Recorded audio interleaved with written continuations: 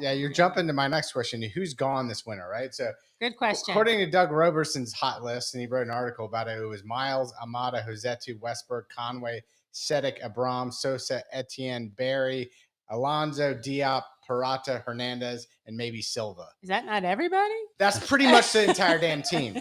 So to your point, though, that's a lot of turnover. You're starting over again. Yeah, we are going to be starting over again. So there's no real. I mean, you had a window, right? So you had Almada here as the best player in MLS. I know Cucho won MVP, but Almada has been certainly that as good, right? So you had a window where you had the best young player, the best player, period, probably in the MLS, and you finally, on top of that, put in a goal scorer, right? And you continued to have one of the best center backs in the league, right? And that window, this is the time. This was the season you have to win it with that team. That team is not going to exist anymore, right? Gichi's going to stay, but you got to turn that over. Now we got to find a new playmaker. We got to redo the defense, right?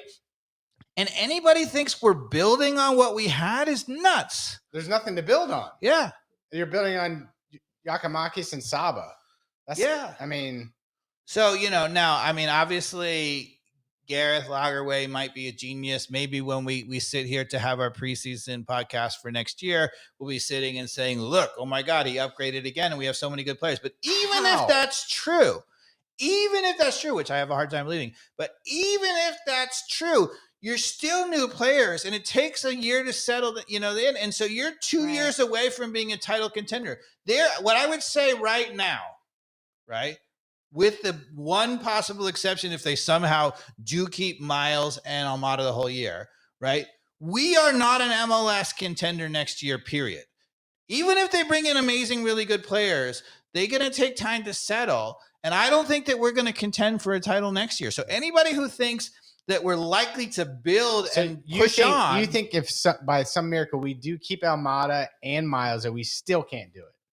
No, that's what I was saying. Even if those guys stay, then we could. Oh, we could. We could, right? But even if that's the only possible way, okay. And I don't think that's happening. I actually think we're keeping Almada for the whole year. For all of 2024. Okay, I mean that would be terrific. Yeah. If that happens, then we are an MLS contender. I think that just reading Lagerwey's like just the little hints is like we're in no hurry to get rid of Almada. I don't see like a huge buzz around who's like making offers for him. I think that could maybe change in the summer window. But like, should he really go to Ajax? I don't know if that's the best move for him personally. I see him fitting somewhere else personally. I don't think that's the.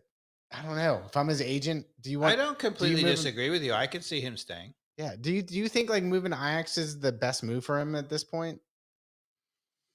If you're his agent, I don't know. Like I really don't. I'm kind of out of my depth. Yeah, it is. Okay. Yeah, because a guy like that you got to try to get to Europe. Yeah. So he has a chance to be not just a European player, but a strong European player. Yeah. Now I'm not saying he's going to be, but you have to try. Yeah. Right. If you're going to go on to be a world recognized player, it has to be in Europe. It's not going to be in MLS, and time's ticking. Yeah. So I would have said, get to Europe. Okay. I wouldn't go to Europe to play for a terrible team, but Ajax is terrible this year, but but if you go to a Champions League side in a lower division, in a lower league, like PSV is winning Dutch right now or something like that, the Portuguese champions or whatever, then of course. I think another reason we kind of just don't have a chance next year either is Brad Guzan is under contract next year. No, you're a lie. No, he's not on that list you just read. He's not on that list. He's not. He's like the one dude on that list. That guy's our starter next year. There's no way to get around it. I agree with there Mikey is Dobbs, no and way I around think this is nuts because they said, they interviewed him and he said, well, I got to get with my family and think about it, whatever. He's got an ego the size of, whatever. And he's going to come back. He's coming. Well, and he's under contract too. Yeah. So unless he, like, the only way would be like he retires, right? And that, what does he forfeit the salary on his, by doing that? Is that how that works? I don't know. Yeah. Okay. It's not guaranteed. I don't think it's not guaranteed. So if he were to decide to retire and say, I'm going to do the team a favor and say, go use my $1 million salary and go get, Ethan Horvath or whoever, Anyone. whoever like all these people are talking about. Not that I'm saying we should. I think we can do something different and get a solid goalkeeper in. You know who they should offer back to? Matt Turner. Yeah, because I think he's on the maybe losing. Losing his starting job. He's going to come back to MLS. He'd be a terrific signing. You still got 6 years as a top I love goalie. that. Yeah, because there's no point in sitting at Forest on the bench, especially when they're probably going to go down. Now they'll probably stay in the Premier, but yeah. I mean, I'm sure if you're Matt, the problem with Matt Turner is that he's on an Arsenal contract and would probably take a designated player spot, which they wouldn't be willing to offer. I forgot he's with Arsenal. Yeah, we don't. He's got probably a huge contract, but anyway, I think Guzan should go and be a commentator. Yeah. He's super smart. He really gets it. I think he would be a terrific commentator, right? And so I think he has a long career in soccer after this. I think for him, he shouldn't worry about it.